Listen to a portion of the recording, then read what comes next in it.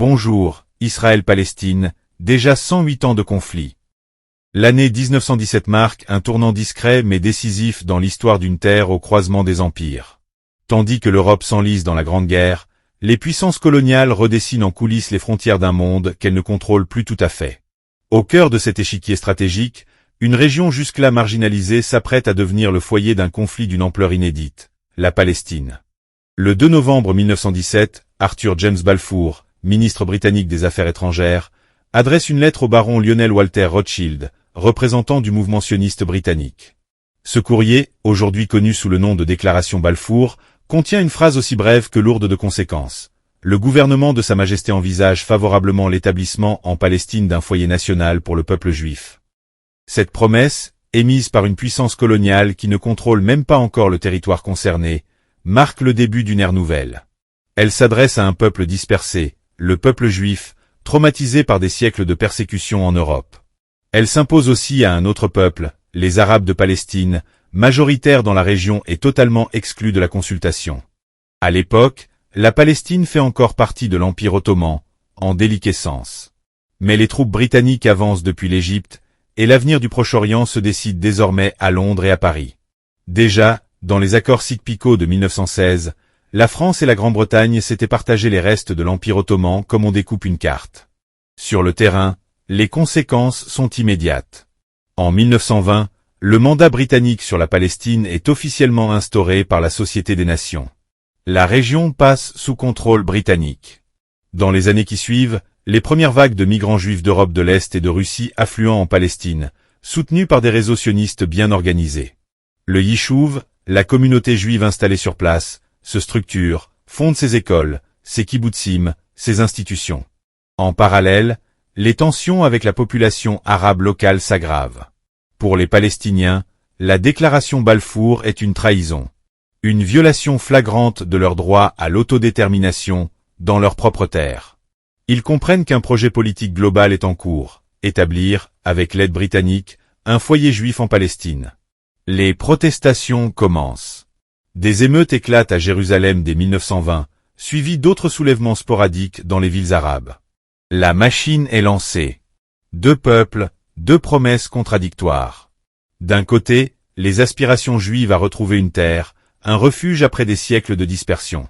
De l'autre, le sentiment d'injustice croissant d'une population arabe voyant s'éroder son propre territoire, sa souveraineté, son avenir. La Palestine entre alors dans l'engrenage du XXe siècle, piégée entre mémoire, identité et géopolitique impériale. À partir de 1920, la Palestine passe officiellement sous mandat britannique, un mandat confié par la Société des Nations. Officiellement, l'objectif est d'accompagner les peuples vers l'indépendance. Mais dans les faits, la Grande-Bretagne agit comme une puissance coloniale. Elle administre, organise, divise. Et elle hérite surtout d'un double engagement contradictoire, la promesse d'un foyer national juif, sur une terre déjà peuplée. Pendant près de 3 décennies, le mandat britannique devient un terrain d'expérimentation géopolitique. Londres tente de ménager les deux camps, soutenir l'immigration juive tout en évitant un soulèvement arabe. Mais cette ligne de crête est intenable. Dans les années 1920, les premières vagues d'immigration juive prennent de l'ampleur. Fuyant les pogroms, la misère, ou l'antisémitisme en Europe orientale, des dizaines de milliers de juifs arrivent en Palestine. La communauté juive locale, le Yishuv, s'organise. Des kibbutzim s'installent dans les campagnes. Des écoles hébraïques voient le jour. Des milices d'autodéfense sont fondées, comme la Haganah. Mais du côté arabe, le ressentiment monte. Pour les Palestiniens, cette immigration est perçue non pas comme un refuge humanitaire, mais comme une colonisation planifiée. Ils voient leurs terres rachetées par des agences juives, leurs emplois menacés, leur identité marginalisée. En 1929, les tensions explosent. Massacre de Hébron, révolte dans plusieurs villes, pogroms et représailles. La situation empire avec les années 1930. L'arrivée au pouvoir des nazis en Allemagne provoque un nouvel exode juif massif. En quelques années, des dizaines de milliers de réfugiés juifs affluent vers la Palestine. En 1936, les Arabes palestiniens lancent une grande révolte nationale, grève générale, sabotage, attaque contre les Britanniques et les Juifs. C'est le premier soulèvement de masse contre le projet sioniste et l'occupation britannique. Face à la répression britannique, brutale et systématique, la révolte est écrasée après 3 ans de combat. Les élites palestiniennes sont décimées, la résistance désorganisée. Mais l'idée d'une lutte nationale palestinienne est née. Dans les années 1940, la situation devient encore plus explosive.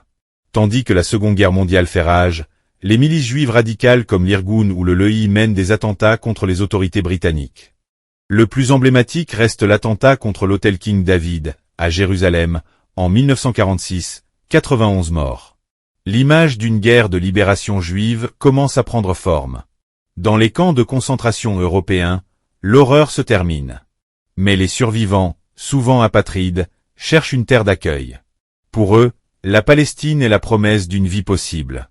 Pour les Arabes, c'est une nouvelle menace d'expulsion. En 1947, épuisée, la Grande-Bretagne jette l'éponge.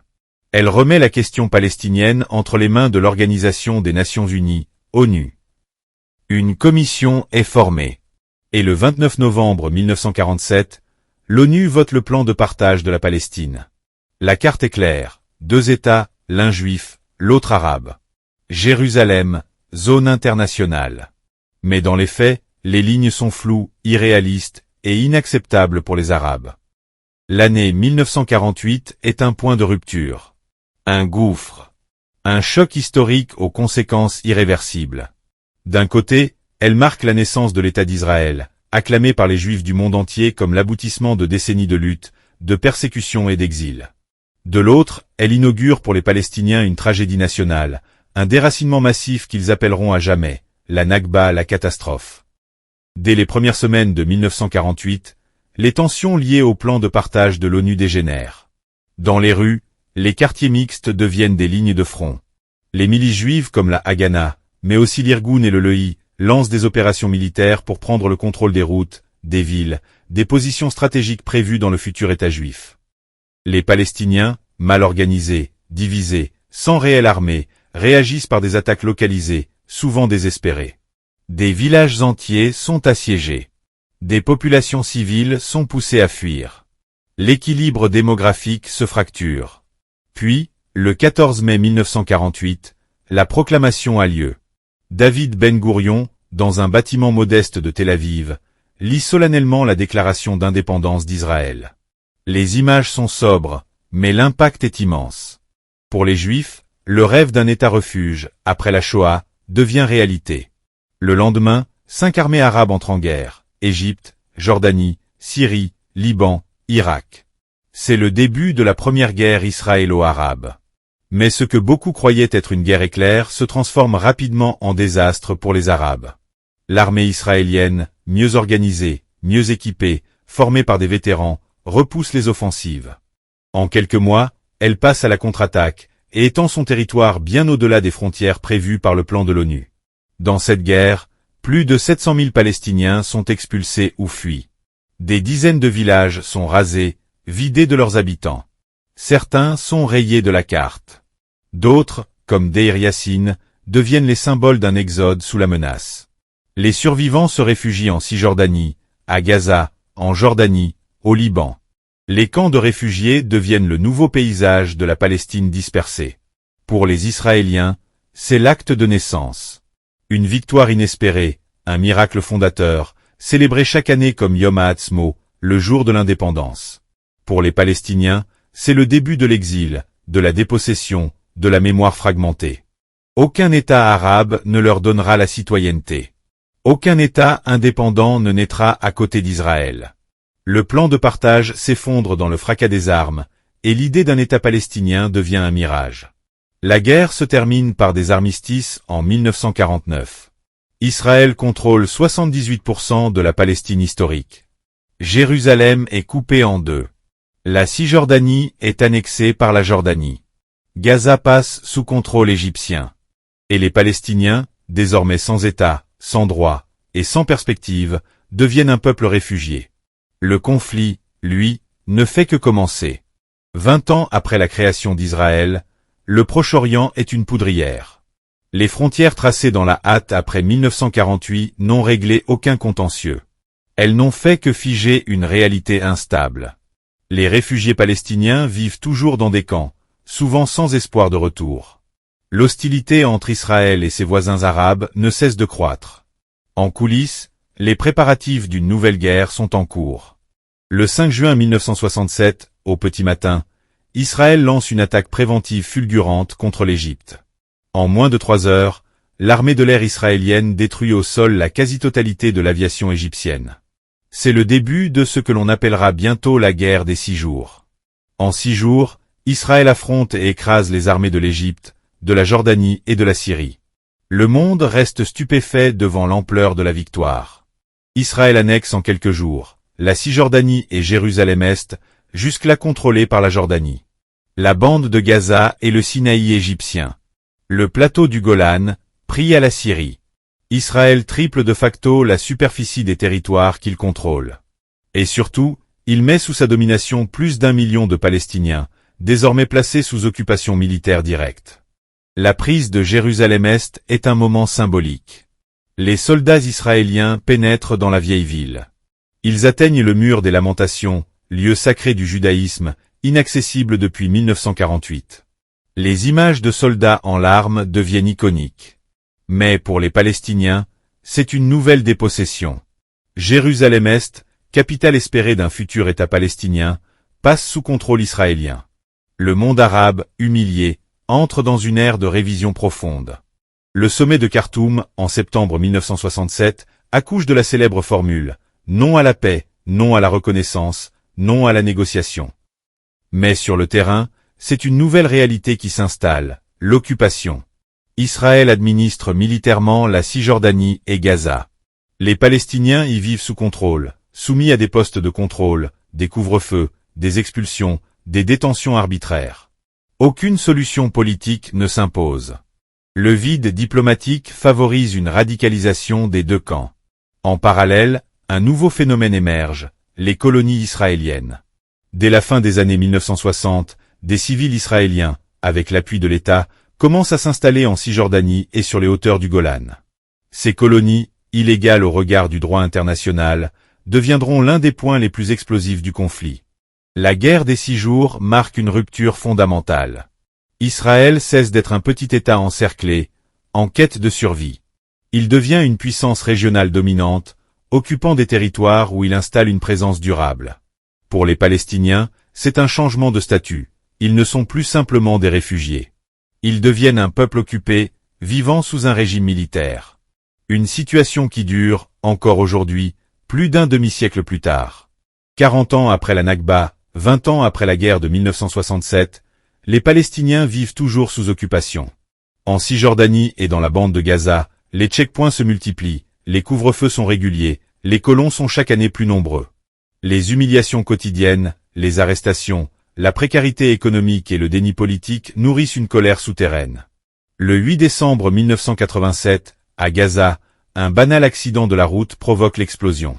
Un camion militaire israélien percute un véhicule palestinien, tuant 4 ouvriers. Rapidement, la population pense à une vengeance délibérée. En quelques heures, des milliers de Palestiniens descendent dans les rues. Le soulèvement commence. C'est le début de la première intifada, mot arabe qui signifie soulèvement. Un mouvement spontané, populaire, qui va embraser tous les territoires occupés pendant plus de 6 ans. Ce n'est pas une guerre conventionnelle. Ce sont des adolescents armés de pierres, face à des soldats lourdement équipés. Ce sont des manifestations, des grèves générales, des boycotts, des barrages de fortune. Ce sont des écoliers qui affrontent des blindés. L'image de David contre Goliath se renverse. Pour la première fois, l'opinion publique internationale découvre la vie sous occupation. Israël, pris de court, réagit avec force. Arrestations massives. Expulsions. Fermeture d'universités. Usage systématique de la force. Le ministre de la Défense de l'époque, Yitzhak Rabin, évoque la nécessité de « briser les os » des manifestants. Mais la répression n'éteint pas l'intifada. Elle la radicalise. Et elle fait émerger une nouvelle génération de militants palestiniens, nés sous l'occupation, qui ne reconnaissent plus l'Organisation de libération de la Palestine, OLP, comme seule autorité. C'est dans ce contexte que, en 1988, l'OLP de Yasser Arafat franchit un tournant. Elle reconnaît officiellement l'État d'Israël et adopte la solution à 2 États. Pour la première fois, une voie politique semble possible. Mais une autre force surgit dans l'ombre, le Hamas. Fondé en 1987, au début de l'intifada, le mouvement islamiste palestinien rejette toute reconnaissance d'Israël. Il prône la lutte armée, l'islam politique, et commence à gagner du terrain, notamment à Gaza, où il prend peu à peu racine dans les mosquées, les écoles, les associations caritatives. La première intifada est un moment charnière. Elle place la question palestinienne au centre du débat international. Elle force Israël à reconnaître qu'il ne peut ignorer un peuple vivant sous son autorité sans droit civique. Elle fragilise les certitudes, de part et d'autre.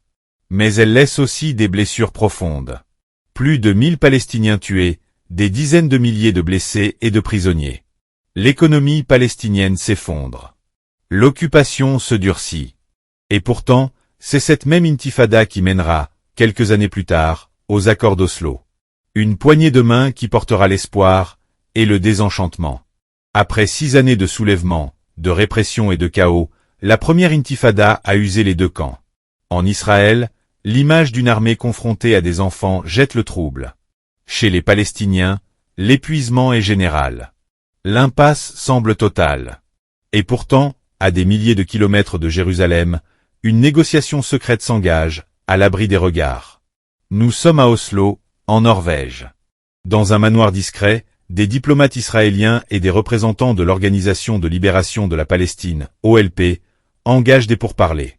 Ils ne se sont jamais rencontrés. Ils ne se reconnaissent pas mutuellement. Mais ils négocient, en silence, loin des caméras.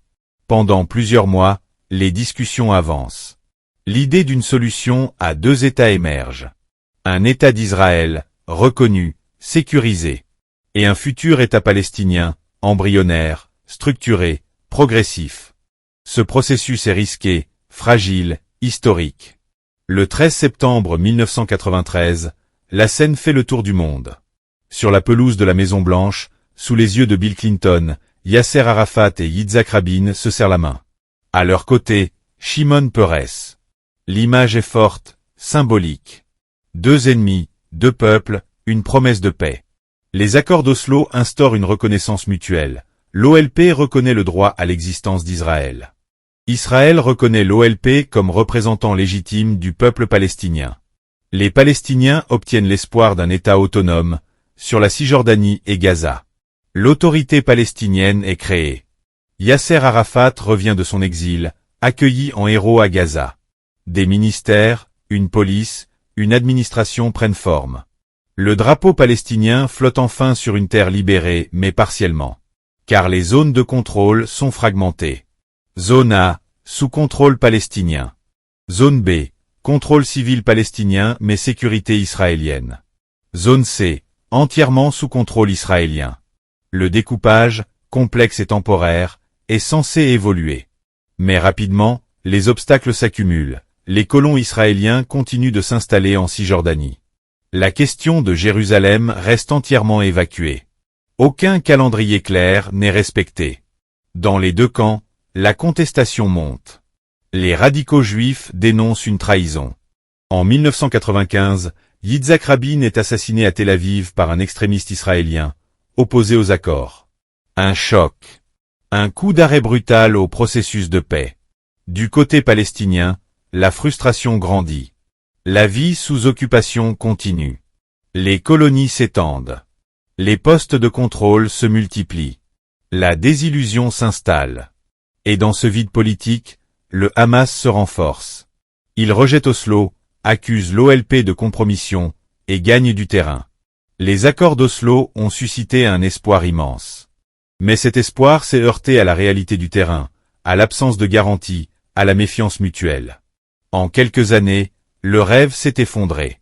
La paix s'est éloignée. Et les armes, une fois encore, vont parler. L'année 2000 s'ouvre sur un paysage fracturé. 7 ans après les accords d'Oslo, l'espoir d'une paix durable s'est évaporé.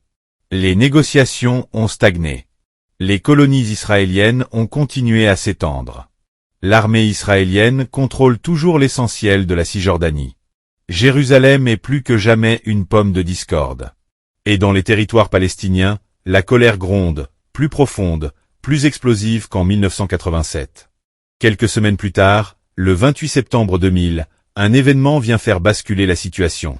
Ariel Sharon, figure de la droite israélienne, ancien général, monte symboliquement sur l'esplanade des mosquées, à Jérusalem-Est, lieu saint pour les musulmans, la mosquée Al-Aqsa, et également pour les Juifs, le mont du Temple. Pour les Palestiniens, c'est une provocation. Une atteinte à leur dignité. Le lendemain, de violentes émeutes éclatent à Jérusalem, puis dans toute la Cisjordanie et Gaza. Très vite, la seconde intifada commence. Mais cette fois, ce n'est plus un soulèvement populaire désorganisé. La violence est plus intense, plus militarisée. Elle implique des armes à feu, des combats urbains, des embuscades. Et surtout, une nouvelle tactique fait son apparition, les attentats suicides. Dans les bus, les restaurants, les marchés, des kamikazes frappent au cœur des villes israéliennes. Le Hamas, le djihad islamique, mais aussi des branches armées du Fatah revendiquent ces attaques. La société israélienne est traumatisée. La riposte est foudroyante. L'armée israélienne lance des opérations massives dans les villes palestiniennes. Elle réoccupe tous les territoires précédemment transférés à l'autorité palestinienne. En 2002, lors de l'opération Rempart, elle envahit Jénine, Naplouse, Ramallah. Des dizaines de morts, des infrastructures détruites, des incursions dans les hôpitaux et les écoles. Yasser Arafat est encerclé dans son QG à Ramallah. Il y restera jusqu'à sa mort. Cette même année, Israël commence la construction du mur de séparation. Officiellement pour empêcher les attentats.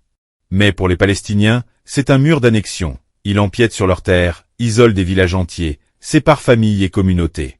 Le bilan humain est dramatique. Plus de 3000 Palestiniens tués, dont de nombreux civils.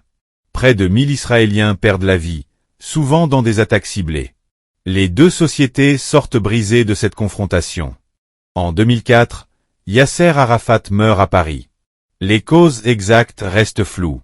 Pour beaucoup de Palestiniens, il meurt en symbole, isolé, trahi, sans avoir pu réaliser le rêve d'un État.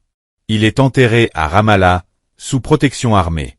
La seconde intifada s'essouffle en 2005. Mais elle laisse un paysage de ruines.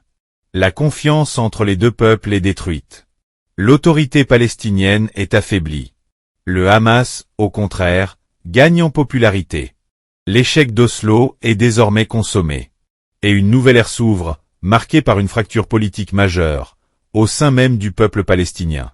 La seconde intifada a ravagé les territoires palestiniens. Elle a affaibli l'autorité palestinienne, détruit les espoirs d'Oslo, et provoqué une fracture politique irréversible. En 2005, un événement inattendu se produit. Israël se retire unilatéralement de la bande de Gaza. Les colonies sont démantelées, les soldats évacués. Mais le blocus commence presque aussitôt. Gaza devient une enclave isolée, dépendante de frontières qu'elle ne contrôle plus. En 2006, des élections législatives palestiniennes sont organisées. À la surprise générale, c'est le Hamas, le mouvement islamiste radical, qui l'emporte largement. Pour la première fois, un mouvement ouvertement hostile à l'existence d'Israël, classé organisation terroriste par de nombreux pays, accède au pouvoir par les urnes. La victoire du Hamas bouleverse tout. Le Fatah, ancien parti dominant, refuse de céder le contrôle. Des affrontements éclatent entre les deux factions palestiniennes. En 2007, la rupture est consommée. Le Hamas prend par la force le contrôle total de la bande de Gaza. Le Fatah conserve la Cisjordanie.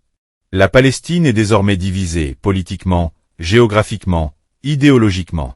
En réponse, Israël, avec l'Égypte, impose un blocus total sur Gaza. Plus aucun aéroport, aucun port, des frontières hermétiquement fermées. La population, près de 2 millions d'habitants, est prise au piège. Les pénuries de médicaments, d'électricité, de carburant deviennent la norme. Gaza est désormais surnommée la plus grande prison à ciel ouvert du monde. Mais Gaza ne se tait pas. Le Hamas et d'autres groupes armés utilisent les tunnels souterrains, fabriquent des roquettes artisanales, qu'ils lancent régulièrement vers les villes israéliennes proches comme Sderot, Ashkelon ou Beersheva. À chaque salve, Israël répond par des bombardements massifs. En 2008, l'opération Plomb durci provoque plus de 1400 morts, en majorité des civils. Les écoles, les hôpitaux, les infrastructures sont touchées. Des scènes de chaos. Des accusations de crimes de guerre émergent. La même logique se répète en 2012, puis en 2014. À chaque escalade, des centaines de morts. Les roquettes s'intensifient, mais leur portée reste limitée. En face, l'armée israélienne utilise drones, avions de chasse, artillerie lourde. Le déséquilibre militaire est immense. Mais la guerre est aussi médiatique. Chaque vidéo d'un immeuble effondré à Gaza, chaque image d'un enfant blessé, choque l'opinion publique internationale. Israël affirme cibler les infrastructures terroristes. Les Palestiniens parlent de punition collective. Le blocus, lui, reste en place. Gaza sombre dans une crise humanitaire chronique. Le chômage dépasse 50%. L'eau potable manque. Les jeunes n'ont plus d'avenir, et les tentatives de réconciliation entre le Hamas et le Fatah échouent les unes après les autres. Une génération entière naît sous blocus, sous les drones, sans horizon politique. Et dans cet enfer, l'idée même de paix devient lointaine, irréelle. Deux peuples, deux vérités, deux prisons, l'une visible, l'autre mentale. Au fil des années 2010, le conflit israélo-palestinien semble s'éloigner des projecteurs mondiaux. Mais en réalité, il s'enracine, se durcit, et s'envenime. Ce n'est plus une guerre ouverte permanente, mais une tension chronique, une domination structurée, une colère contenue prête à éclater à tout moment. L'année 2018 marque un nouveau basculement. Alors que les États-Unis dirigés par Donald Trump affichent un soutien total à Israël, une décision symbolique met le feu aux poudres. Washington reconnaît Jérusalem comme capitale d'Israël. Une décision unilatérale, contraire au droit international, et qui piétine la revendication palestinienne sur Jérusalem-Est, censée devenir la capitale d'un futur État palestinien. La réaction palestinienne est immédiate. Manifestations massives, notamment à Gaza, où naît le mouvement de la Grande Marche du Retour. Chaque semaine, des milliers de manifestants se rassemblent le long de la barrière de séparation, exigeant la fin du blocus et le droit au retour des réfugiés. Les soldats israéliens tirent à balles réelles. Le bilan est lourd, des centaines de morts, des milliers de blessés, souvent mutilés. En Cisjordanie, pendant ce temps, l'expansion des colonies israéliennes s'accélère. Les routes réservées, les postes de contrôle, les installations militaires se multiplient. Des pans entiers de territoire sont grignotés. Jérusalem-Est est progressivement annexée de facto. Les permis de construire pour les Palestiniens y sont systématiquement refusés. Les expulsions de familles palestiniennes à Sheikh Jarrah provoquent en 2021 une nouvelle vague d'indignation. Les tensions culminent autour de l'esplanade des mosquées, le mont du Temple. À chaque intrusion de colons ou de policiers israéliens sur ce lieu ultra-sensible, les affrontements reprennent. Les réseaux sociaux deviennent un champ de bataille, les images circulent, la rage s'enflamme. En mai 2021, une nouvelle guerre éclate. Pendant 11 jours, des centaines de roquettes sont tirées depuis Gaza vers les villes israéliennes. Le Hamas affirme défendre Jérusalem. Israël riposte avec des frappes ciblées et parfois aveugles. Des immeubles entiers s'effondrent, des familles entières disparaissent sous les décombres. Le conflit fait plus de 260 morts à Gaza, une douzaine en Israël.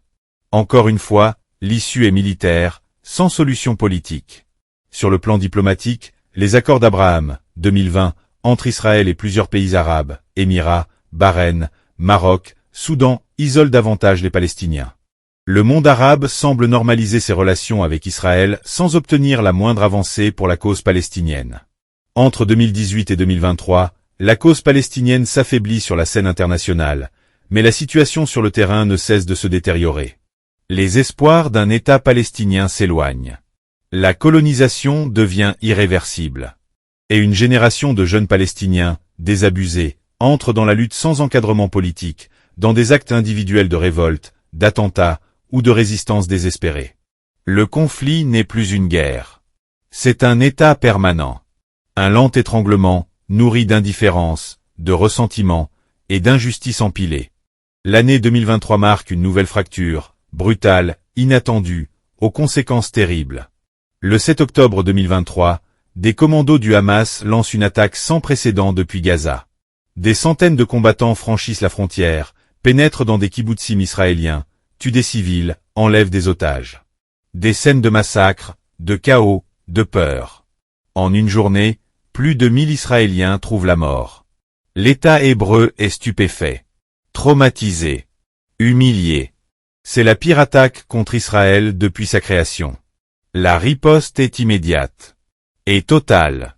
Le gouvernement de Benjamin Netanyahou, poussé par une opinion publique en état de choc, déclenche une campagne militaire d'une ampleur jamais vue. Gaza est déclarée zone de guerre. Les bombardements s'abattent sans relâche. Des quartiers entiers sont pulvérisés. Les hôpitaux, les écoles, les mosquées sont frappées. L'eau, l'électricité, les vivres sont coupés. Aucun lieu n'est épargné. Des centaines de milliers de civils palestiniens fuient vers le sud de la bande de Gaza, poussés par les tracts israéliens largués du ciel. Mais même là, les bombes les suivent. Rafah, Khan Younes, Deir al-Bala deviennent des noms synonymes d'enfer. En quelques semaines, plus de 30 000 Palestiniens sont tués, dont une majorité de femmes et d'enfants. Le monde assiste, médusé, à la destruction systématique d'un territoire déjà ravagé. Des hôpitaux sans carburant. Des corps sous les décombres. Des familles entières rayées de la carte. Le gouvernement israélien affirme viser les infrastructures du Hamas, neutraliser ses dirigeants, retrouver les otages. Mais le prix humain, l'intensité des frappes, la durée du siège dépassent tout ce qui avait été connu jusqu'alors. Des dizaines de journalistes sont tués. Les réseaux de communication sont coupés. Gaza devient un trou noir humanitaire. Sur le plan international, les condamnations se multiplient. Les Nations Unies évoquent un risque de crime contre l'humanité. Des pays rappellent leurs ambassadeurs. Mais aucune puissance n'intervient réellement pour stopper l'opération. L'équilibre géopolitique mondial, les soutiens inconditionnels et la complexité du conflit rendent toute médiation illusoire. En Israël, la société se divise. Certains réclament vengeance. D'autres, plus rares, s'interrogent sur l'avenir. Peut-on vivre éternellement sous la peur, dans une guerre sans fin? La question de la sécurité devient une obsession nationale. Mais à quel prix? À Gaza, il ne reste presque rien. Des ruines. Des survivants brisés. Des enfants orphelins. Et une haine que chaque missile, chaque frappe, chaque enterrement vient raviver. Le Hamas, malgré les coups portés, n'est pas éradiqué. Il se fond dans les décombres, se régénère dans la douleur. À l'aube de 2025, le conflit entre Israël et la Palestine n'est toujours pas résolu. Il est plus enraciné, plus asymétrique, plus tragique que jamais. Les négociations sont absentes. La paix, invisible. La justice, différée. Un siècle s'est écoulé depuis la déclaration Balfour. Un siècle de promesses non tenues, de lignes rouges franchies, de peuples sacrifiés. Et au bout de ce siècle, une vérité demeure. Tant que le droit, la dignité et l'égalité ne seront pas rétablis, aucune frontière ne pourra étouffer la mémoire, ni arrêter la colère.